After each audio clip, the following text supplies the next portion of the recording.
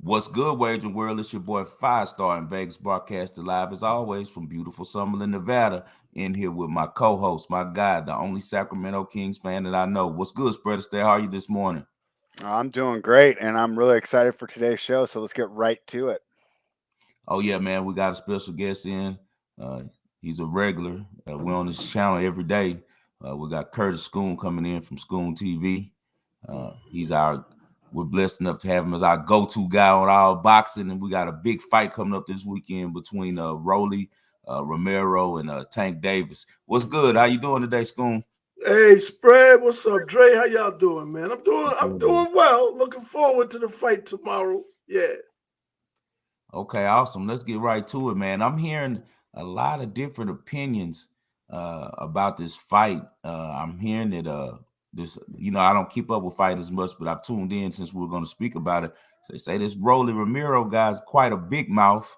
They say he likes to talk a lot, and obviously they say he's getting a little bit under the skin of Tank Davis. People are saying, I even heard somebody say Tank Davis has 2 cases pending in 2 different states, and he's still more likable than Rolly Romero. What? Tell me a little bit of background about what's going on between these guys, man. And also, I didn't know Tank Davis had any criminal cases. I haven't been keeping up with it. Is it something serious he's dealing with, or what? I, Tank, he's like a lot of these guys. They're young. They got a lot of money, and they don't know how to handle success. Their surroundings, their associates properly. I think Right. he makes a lot of poor judgments. I don't think it's anything serious like prison time or anything like that, but Uh-huh. it's still a headache and it's unnecessary. But the fight Yeah, definitely. as far as Rolly just started boxing when he was 17, which is kind of late, and he also used to do judo before boxing. I've Okay. watched Rolly, and I'm not impressed with what I see. I do think a lot of this has a WWF kind of feel to it. I think a lot of what Rolly is doing is actually great for Mayweather promotions. He's selling the Okay. fight. Tank has the Okay. personality of a fence post or doorknob. So he can't Okay. sell the fight. He does deliver. He has a 92% knockout rate, but as far as communicating with the buyers, he's not the guy. You know what I mean? But so Rolly's Yeah. stepping up to the plate, and I think he's doing that. And I also think the talk about Tank and Floyd going their separate ways, I think that's a gimmick to help promote the fight. Because originally they were supposed to fight in December, but Rolly had some legal problems, and they had a last minute fill in with Isaac Cruz, and that fight didn't do Okay. as well as they had hoped on pay-per-view, partially because it didn't get the promotion that it was supposed to get, the lead up time. It's not that Tank is following is fading or anything like that, but it takes some time to promote these fights. And because of the last minute replacement, they still rolled with the pay-per-view, and it didn't go as good as they wanted it to. So this time, I think they pulled out all the stops. Rolly's Mhm. he's being the wrestler and antagonist.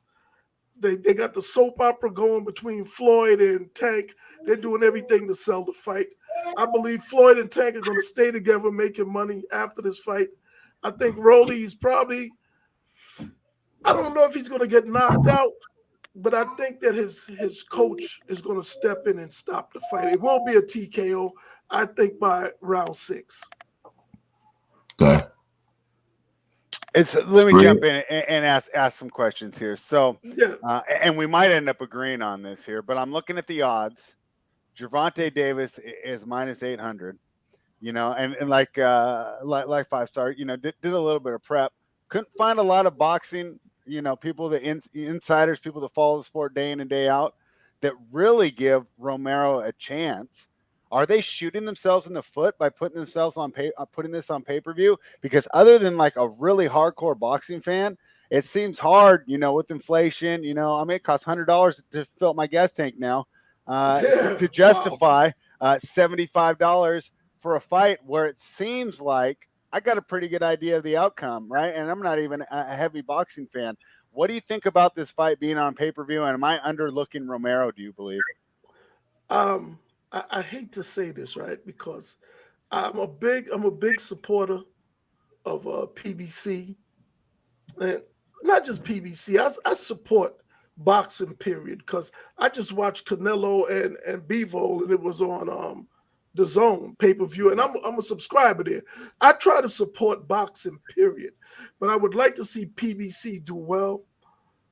But if I'm going to be totally honest, I'm not buying the fight. It's just not something that I would buy. And I like Tank, I like Floyd, I like PBC.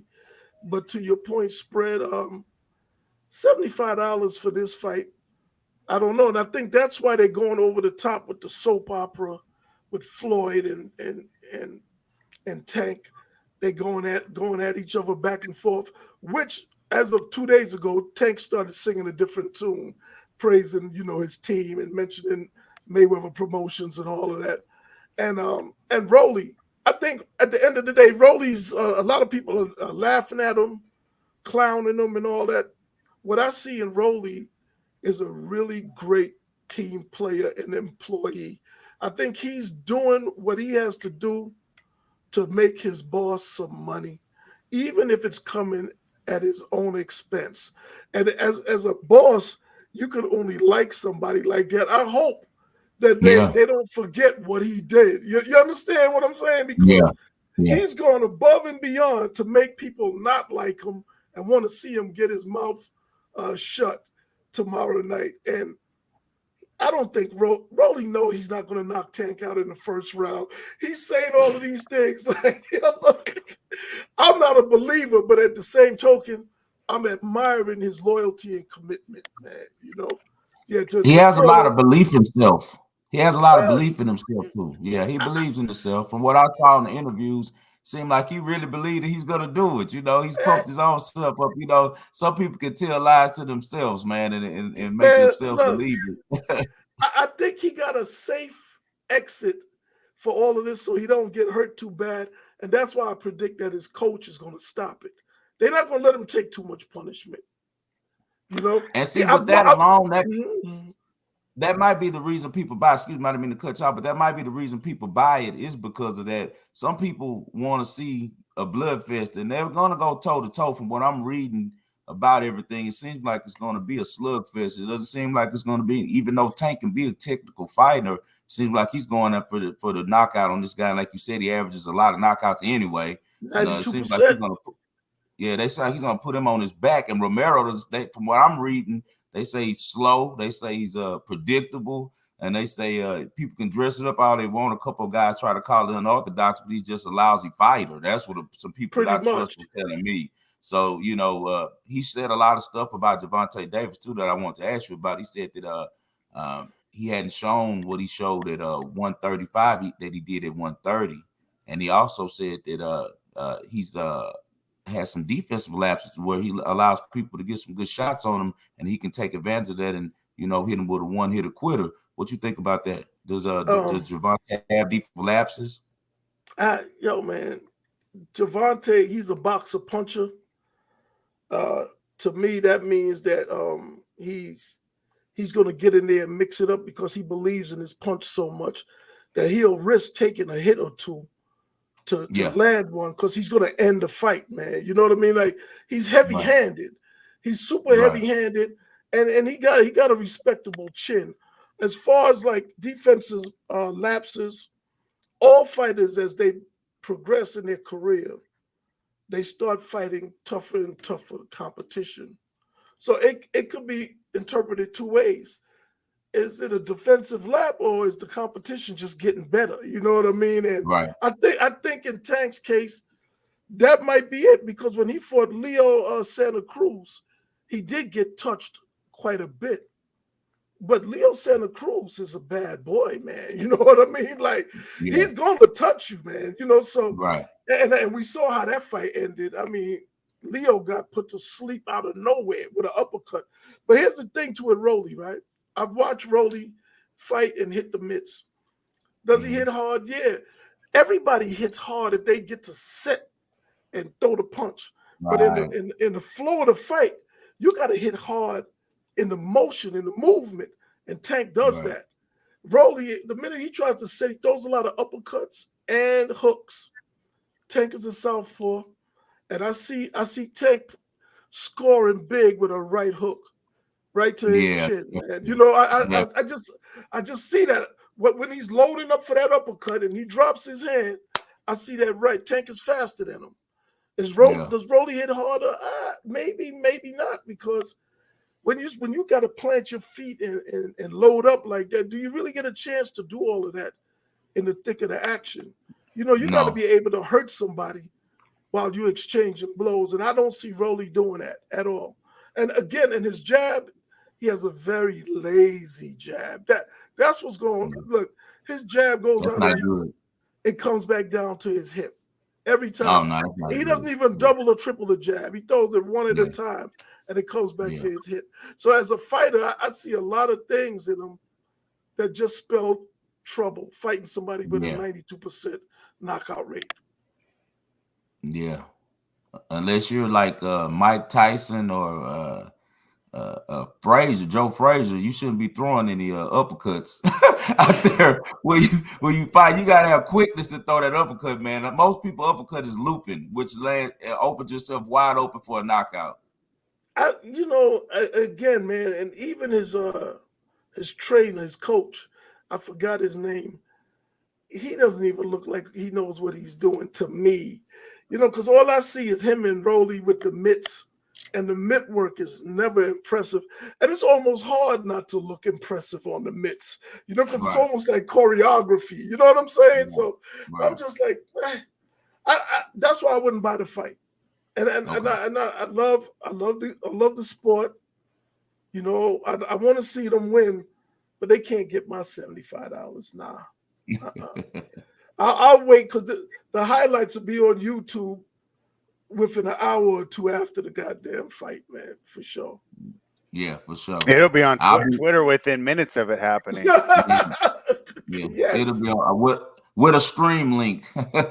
Anything else, SCOON spread that you want to ask? Let me ask a little bit about the undercard for the people who do buy the fight, right? Because if I had money like 5-star, I'd probably buy it, right? Because I won't be worried about my cash, right? But I'm saving up here. So Arislandi Lara is going to take on Gary Sullivan. Those are two names that I know. Lara, right, of course, became the darling of boxing Twitter with that fight against Canelo. That's 2014. That's 8 years ago, right? Never really took on that momentum, right? Typical Cuban fighter, excellent defense, sometimes lacks activity. Gary Sullivan, a guy that people like because he gets out there and brawls. Is there any interest in that fight from you, or do you think that's just a wash? You know what, man? I did not even the fact that I didn't want to buy the fight, I was so unimpressed with the headline that I didn't even look at the undercard, Lara, like you said, 2014 to now, a lot has happened physically with a fighter in 8 years, you know what I mean? Yeah. So, and Lara was, I believe a lot of people felt like he almost beat Canelo, Yeah, I remember at the time, everyone thought that he did, well, not everybody, but there was a large contingent that felt that he got robbed. And you go back and look, and regardless, it was close, and is basically one of Canelo's toughest fights. Definitely at that point, because I think he was undefeated then. I don't think he had fought Floyd yet. So he was really set to take over, but then he had some lackluster performances after that, and he kind of got exposed for like being a one-trick point fighter, not really like a brawler. So that also made it tough for the promoters to sell him. I will say this in Canelo's defense, right? A lot of times when you're a favorite and you're known to just destroy your opponents, a guy will come in there and not get destroyed, and people will say he won the fight simply because he lasted. He didn't get beat up like the guys before him. Yeah, we saw this happen with Isaac Cruz and Tank. Isaac Cruz didn't beat Tank, but just for not getting knocked out. He's almost like a star now in boxing. You know, it's amazing when you're really that good. People could lose to you and still become a big name and a commodity in the sport. Yeah, because you defy the pattern of what was going on prior. Nice. So tell me, Scoon, how's everything coming along with the documentary? The documentary is coming along. I met with some people on Monday in New York from a major talent agency, which I won't name right now, but there's only about 2 or 3 of them in the world, and it's one of the big boys, and they want to represent. They want to represent me, Asia, Schoon TV, and Born to Box. One of the things I put forth for them was to try to get me Don King in the film. So they're going to see. And we have scheduled calls every couple of weeks now. They're dealing with Tribeca Films right now. As soon as they're done with Tribeca, they're looking to represent us and get distribution for the film. So on that note, the film is looking great. As far as the editing, the post-production, we still have to edit, and we still have to get the music together. Yeah, we have to do those things. And if I could just get that Don King interview, for me, I'm not really rushing, because I think if I could lock down that Don King interview, it would put the documentary in a whole different category. It's already going to be good with the narrative that we're going with, but I think, you know, my mind is just set on that. And if anyone knows how I operate, once my mind locks in on something, it's almost like I stop everything until I get that one thing, and then I'll just wrap it up real quick afterwards. You know, right. We can finish the film in a month's time if I went hard at it, but I don't feel like moving forward until I get what I want. You know what I mean? So we're just standing there, and of course, when CAA starts saying, "Look, we need the film ready by this date," it'll be ready by then. Because, well, did I just say CAA? Damn, I slipped. And I already knew that's who you were speaking of, but I was like, damn, we said it. Yeah, look. Yeah, but so yeah, that's what it is, man. So we working, and a lot of things are we're getting a lot of attention on Schoon TV. The media and finance group are interested in helping to set this up. We may even end up with a studio and all kinds of stuff, man. But you know, it's all preliminary. And the fact that people are interested in reaching out to us and we're not out there soliciting people, I think these are all great positive signs. If not them, it'll be somebody else, because people are taking notice of the work. Man, we look forward to seeing Born to Box. We're glad to be a part of Schoon TV. You know, we're about to take a small break after the finals, but man, when we come back football season and Schoon's doing a couple different things with the network, we're going to kill them. We already our best sports betting show on TV, man. Only show that went 13-0 in NFL playoffs, man. We were right here on Schoon TV, man, every weekend, you know. So you catch us now daily. We're doing the basketball, and now Schoon, we're 6-0 this week. 18 or 19 weeks. So we appreciate the platform that you provide for us, man. We're going to continue to give out the winners, so that when people tune into this, they know that they're watching some quality on a quality network. Anything for Schoon before he gets out of this spread? No, just happy to have him on. And yeah, like I said, I'm not getting the fight either, but we'll enjoy those highlights. And definitely. Yeah. and I'll text you both on how to watch it. All right, Schoon. I'll talk to you later, brother. All right, man. Thank you. You guys have a great weekend. You too. You too, my brother. All right. All right, fellas. We always love to have the CEO of Schoon TV in here, man. He's our boxing expert, and he always gives us a wealth of knowledge when he comes on. Really enjoy when he comes on with us. Let's get to yesterday's news, man. We're smoking. We're on fire. 6-0. Yeah. You know, I mean, hey, my only loss yesterday was your prop hit faster than mine. Right. We were racing for it, right? Quarter. Yours hit in the first half. I had to wait till the fourth quarter to send you my little cash emoji text. But it got there. The Warriors got there because I'd given that out, to Yeah. the Run Pure members, because remember I was higher Good job. Good on the job on that. You Warriors than called you, it. and Yeah. I really don't know what to say about this game. The whole series, the whole conference finals feels like it's mismatches on both sides, and that's going to be a little bit of Yeah. spoiler where we're going, right? But I mean, Yeah. nothing against Luka. He's going to continue to get better. His guys just didn't have it, and you know what? I'm not taking anything away from those role players, but they don't have a center, which hurt because they made Kevon Looney look like an all-star, right? Um, it almost makes you think about how did DeAndre Ayton not take advantage of that, right? If that's how Looney could look there. But I don't want to get back into our Sun slander here. But really, it was just too much. And the Warriors championship DNA, better talent, more experienced coach. I don't want to say that he's better than Jason Kidd, but he definitely has more experience at this point in their careers. But hey, I was really down on the Kidd hiring at the beginning of the season. I take my L there. He's done great, and I think he's going to continue to improve. If you listen to what he said after the game, I was personally inspired him. I said, "Hey, why did I underestimate this guy?" He called out his guys. Yeah. He said, "Let's see what they take from this." He said, "Will they Yeah. work hard in the summer because of this? Are they going to take the next step?" And I felt that, well, of course, he said a bunch of positive things about his team too. I thought it was very to me inspiring, the fact that he was ready to push them to the next level right away, and as well as giving them the praise that they deserved, also challenged them to take that next leap next year. I think he's also going to need to challenge that GM to get the roster a little more balanced there. Yeah. And they've got some tough decisions there, because Spencer Dinwiddie and Jalen Brunson are both excellent players. Might be a little superfluous playing with each other though. Um, Peace to so both of them. yeah, I mean, Dinwiddie was the guy that stepped up last night. Brunson was the guy that looked great in the Utah series. But that's two smaller guards. And I know Luka's, a huge point guard, so they can kind of get away with it. But you think no center, a bunch of small guards out there, they're going to have to shore up this team somehow. But They of all the teams overachieved. in the West, yeah, they did. Yeah. They did. They Yeah. overachieved. They overachieved. They're very happy going home this offseason. Very happy. I'm sure Cuban he's jumping off the roof. He has a superstar that he can market and make money. He Mm-hmm. has the right coach in place, as you said, because Jason Kidd is the guy. He's the only reason that they got to this point, him and Luka. Mm-hmm.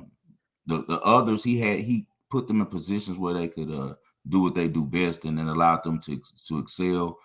Even though they weren't supposed to be here, that was a great upset they had against Phoenix Suns. Showed a lot of pride, and that all comes from Jason Kidd. As you said, he got to get that GM together because he needs more players to work with. I would let Spencer Dinwiddie go. He doesn't affect their team enough to keep him and spend that money that's going to cost to keep him. I let Brunson go. Brunson doesn't fit what they're trying to do because Luka keeps the ball too much. Unless Brunson wants to become a six man and the type of money that he's attempting to get, it doesn't justify being a Doesn't six man. match. Mm-mm. Yeah, he's going to have to be a starter. So they have that already in Tim Hardaway. I feel like everything Brunson's doing, Tim Hardaway can do a little bit better with the second team. He's already under contract. His contract isn't expiring, is it? Who? Hardaway. Good question. I don't know off I the top don't of my think head. it is. I think he's got one more year. Yeah.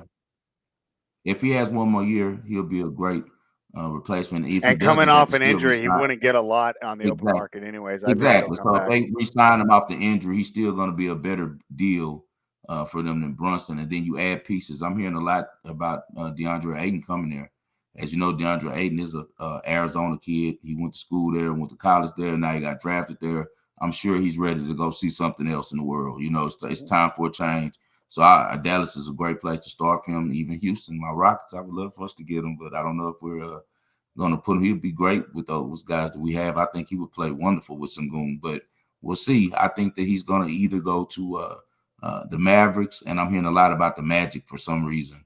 But the Mavericks and him and Luke will be a good 1-2 punch. And from there, you build around with more players similar to Dorian Finney-Smith that can shoot the three, long and athletic, can get out in transition, that can play defense. And I think the future is very bright for Dallas. Getting to the Warriors, it all starts up top, man. Best player development in the NBA. Don't you agree? Yeah, I mean, it's hard not to, right? I mean, Yeah. the way they brought Jordan Poole along, and I think it makes it easier when you have a star like Steph Curry, for example, the Spurs had the best player development when they had Tim Duncan. Because you Right. have a humble superstar who's willing to learn, and not only that, he leads by example by doing the things that the other guys don't want to do. And I'm talking about staying in condition, moving off the ball, being selfless, That's not right. having a big ego, right? A lot of things that Mm. Tim Duncan epitomizes, and actually I think believes him to be underrated because of small market, and then also having a humble personality, which isn't the way to go in today's society. That doesn't get you to the headlines. I think that Steph embodies a lot of those things. But watch Poole out there move without the ball and then hit those threes. Sometimes you think it's Steph if you're not Yeah, paying 100 that's attention. our practice. That's our Yeah. practice. It probably was started with him emulating, and then later after they respected his game and saw in practice that he had the heart to play with him, it became teaching, and Yeah. mentoring. And you could And tell Draymond that treats him the same exact way. He sets him yeah, up the exact same way he sets up Steph. So, it's beautiful. It's I think beautiful to you watch. both give him credit. You give credit for Steph for being the mentor, and then of course credit for Poole to have the talent, but then also the IQ and the wherewithal to take the teachings and implement them. Yeah, man. And what they built there is marvelous, and it all starts with Steph. It's Steph. You're gonna go Steph, Tim Duncan, Tom Brady. Those are the three athletes who all were just organization first, and it always showed on the field. And that's why they had such sustained success because they were able to understand that if you're trying to win, you can't take everything, man, and you got to work just like everyone else, and you can't be afraid to allow yourself to be humbled by the coach either. And all three of those guys did that. And that's why they had such a great winning streak. And now Steph's going for another ring in the Bay. And shout out to my little brother Stacks, man. He just opened a store. He's from the Bay Area. He's from right around you, and he's in Santa Rosa. And that's good. The cash app going off. Yeah, so he's in Santa Rosa, man. He just opened up a new store. If you guys in the Santa Rosa area, anywhere around Frisco, go check it out. It's called Walking on Water. I seen this kid build his dream up. He's been a good friend of mine for over a decade, man, and a great kid. But I brought him up because he's a real Warriors fan. He's been there when they were trash. When I'm talking about the Baron Davis days, when my guy Jack was there, a lot of these guys were bandwagon. I see Lakers fans just like they were reversible jerseys out here in Vegas. Like it's the Lakers on one side and the Warriors on the other. They just turn it over and they go from being a Lakers fan if they're winning one playoff to a Warriors fan. But shout out to Stacks, man. He's a legit Warriors fan, and I know he's really happy with his guy Steph has done and how far that team has gone since drafting him, and now they became like they already were one of those like tier two, I'd say, franchises right under the Lakers and the Celtics. Now you got to say if they win another one and bring one, home. Now with them winning in these decades, now Celtics and the Lakers haven't won one this decade. Now the Warriors have won in multiple decades, and they have to be right up there now as a franchise with the Celtics and the Lakers. And maybe the Celtics try to stop them from making that happen, man. All I can tell them is watch out for Game 6 KLAY, because as you saw, he went for the over in the first half, man. He had 20 in the first half. Unbelievable performance. It's nothing that surprises me when it comes to a Game 6 with KLAY. Let's get to the ball and parlay today, man, and talk about the opponent that they're about to face between if the Celtics ended tonight and we get the series started next week, or if the Heat extended and we have a Game 7. What's your opinion on this game? Yeah, I mean, we both foreshadowed it. We do think it's going to be the Warriors versus Celtics in the NBA Finals starting next Thursday. Boy, the Heat, and I wrote about it, right? And I was high on the Heat to start this, but as this has played out, the lack of talent has really just shown through. And as much as as a guy who never was blessed athletically and had to try hard myself, I wanted to root for the tryhards. Right. In the end, it's not enough in the National Basketball Association here. And I don't want to say, oh, well, they're hurt. I don't know if it matters, right? I mean, obviously, I think it's going to matter for the line and how close this game is tonight. But I don't know if a full-strength Heat team beats a full-strength Boston team, because Boston's been dealing with injuries too. And the way they've been dealing with injuries just shows how much talent they have. I even think Spoelstra's done a great job coaching it. And, it's so funny. You say, well, Udoka outcoached Spoelstra. I mean, not Not necessarily. really. His shots didn't go in. I mean, Not really. these guys are getting wide open shots. I mean, there's not much more the coach can do. The designs have been there. Even the defense has been there. I feel like Boston's made more tough contested shots than Miami, right? Miami's missed open shots, and Boston makes contested shots. So Udoka's great. I'm not taking anything from Udoka, but I'm not trying. It's who was one of the front office guys says, well, whoever said that somebody got out coached when they lost, right? It's always like, well, if you win the game, you out coach the other guy, right? Well, it's a lot easier to out coach the other guy when your shots are falling here. So I do like Boston. The line's out to 9. I still kind of like it, but I like this play a little bit more. I'm going to go with the Heat and the Celtics under. We've seen how much this Heat team struggles to score, and let's be honest, they're Warriors, and that's why I don't want to sit here and run them down and quote unquote slander this team. Jimmy Butler's hurt, Kyle Lowry's on himself, right? Tyler Hero might not even play, right? That's their best 3 offensive players, and even Lowry isn't their best scorer. He's one of the best at getting the offense started, getting it initiated. So even he's doing that stuff that doesn't show up in the box score. If you're saying only a 14-point a game score, it means so much. Yeah, I do think he means that much. So this is a hurt team. This is a beat up team. This game will go over if the role players do it. But we saw last night, right? What did I say? I said I'm worried about Bullock and Dinwiddie going off. Those guys had pretty good games. The Warriors were still up by 20 at half, right? Dinwiddie played great. Bullock hit his shots. It might be a case like that again tonight here. So, while I do like the Celtics -9, I like the under 202 even more. And on this game, I'm in the same boat with you. Feels like it's going to be a runaway train with the Celtics, especially where that line's going. Now, I guess that the books have corrected it from last night. It should have been 8.5, 9, and that's what threw me off and had me looking at Dallas. So maybe, like I say, the books they do this for a living. They're pretty sharp, so they tricked the sharp yesterday because the 6.5 and 7 is the only reason. Because I saw that game with my numbers as being a 8.5 or 9, like this Boston game is going to be. So I think this is an appropriate number.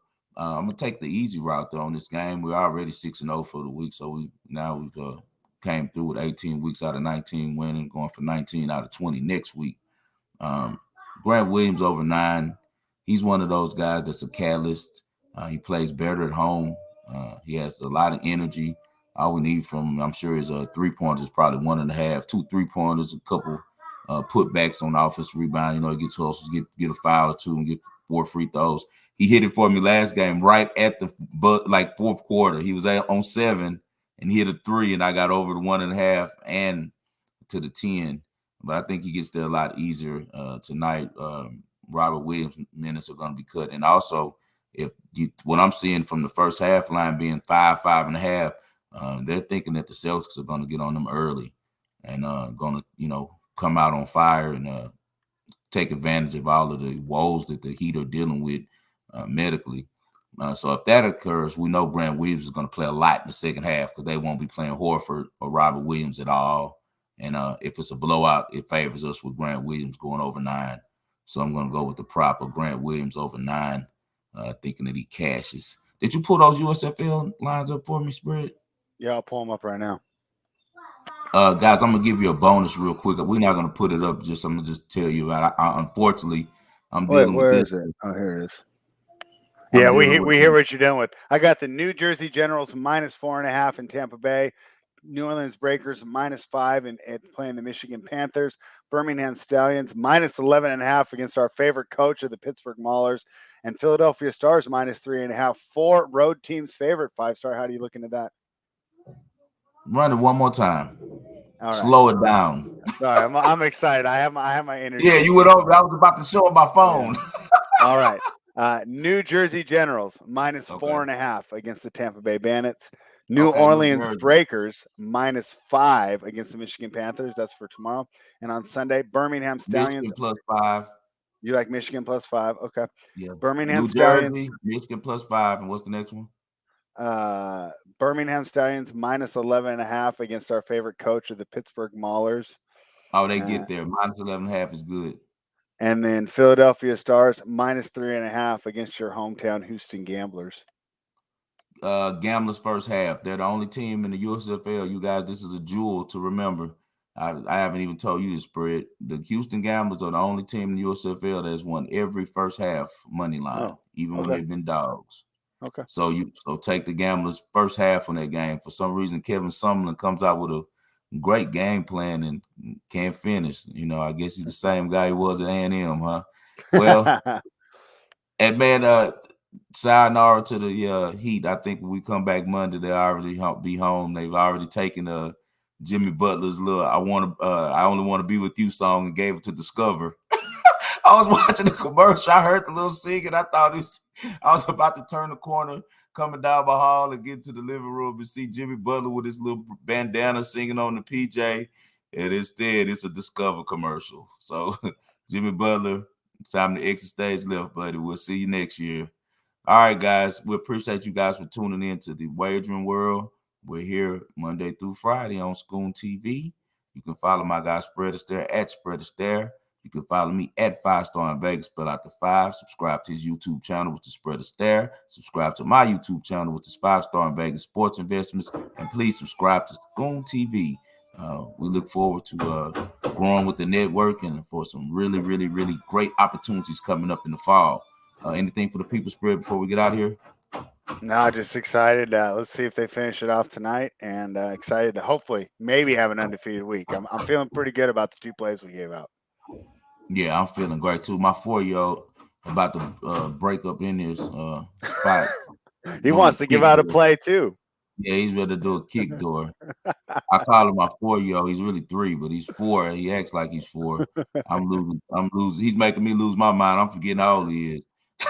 Hey man, I'm about to go watch this quarter match and really enjoy quarter versus Alcaraz. I suggest you do the same, Spread, because this is about to be a classic. Yep, I took the over. Yeah, I'll be texting you during the match, man. All right. We'll see you guys on Monday. All right.